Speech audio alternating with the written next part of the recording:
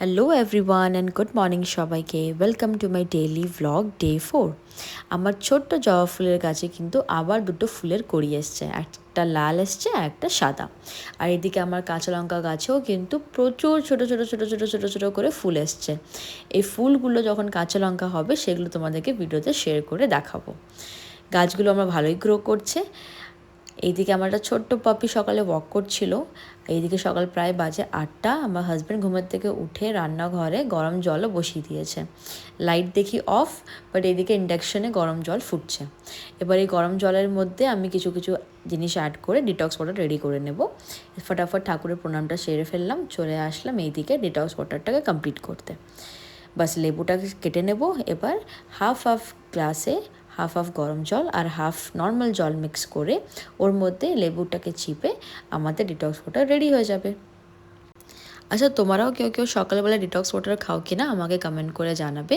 আর তোমরা ডিটক্স ওয়াটারে কী অ্যাড করো সেটাও কিন্তু কমেন্ট করে আমাকে জানাবে। বাস এদিকে ওকে ডিটক্স ওয়াটার দিয়ে দিলাম আর ওকে বলে দিচ্ছি যে ডিটক্স ওয়াটারটা কমপ্লিট করে চলে যাবি ওয়াক করতে। ও ওয়াক করতে বেরিয়ে পড়লে আমি এদিকে আমার রান্নাটাকে শুরু করব। চলে এসেছি কিচেনে। আজকে সকালে প্ল্যান করেছি একটু আলাদা কিছু নাস্তা বানাবো। এভরিডে তো ওটস, পোহা, উপমা এইগুলোই বানাই, তাই আজকে ভেবেছি একটু পাস্তা বানাবো।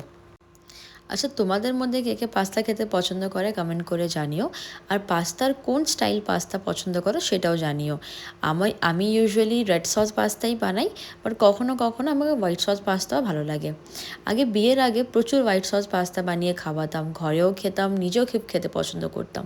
বাট এখন কিছুদিন ধরে শুরু করেছি যে এখন আমি হোয়াইট সস পাস্তাটা আর বানাই না, নর্মাল অ্যাজ ইউজুয়াল আমি রেডটাই বানাই।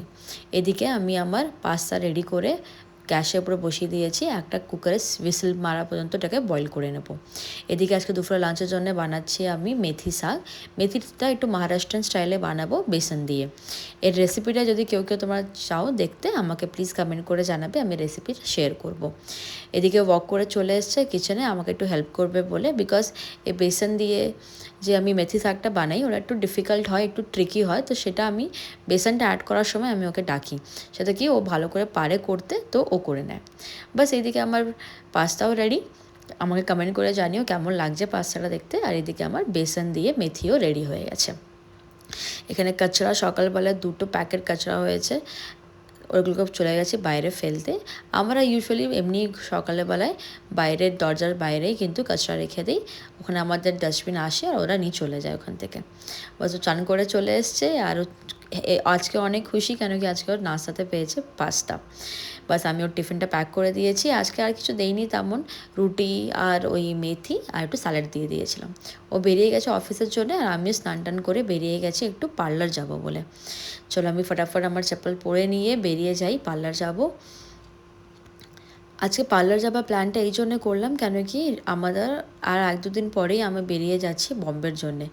এবারে গণেশ পুজোতে আমরা বম্বেতে কাটাবো, তাই বেরিয়ে পড়লাম। হেয়ার কাট করবো আর একটু সামান্য কিছু ফেসের ডিটান কিংবা ক্লিন আপ করাবো।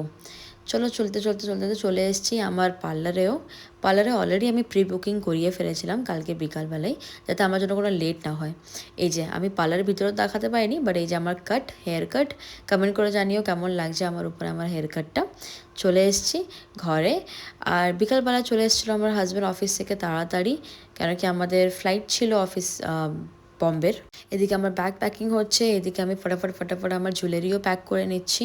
পুরো ঘর আমাদের মেসড আপ, বিকজ জামা কাপড় সব এদিক ওদিক পড়ে রয়েছে। একদম সাডেন প্ল্যান ছিল আমাদের বম্বে যাবার। এদিকে ও ব্যাগ মেজার করে নিচ্ছে, বিকজ এয়ারপোর্টে তো আমরা সবাই জানি যে 15 কেজি ম্যাক্সিমাম নোভা অ্যালাউড থাকে পার পারসন। আর এদিকে আমাদের একটা ব্যাগ অলরেডি 20 কেজি আর একটা ব্যাগ আমাদের অলমোস্ট হয়ে গেছিলো 12 কেজি। চলো আমার এই ব্যাগের সিলসিলা খতম করি, দেখা হচ্ছে পর।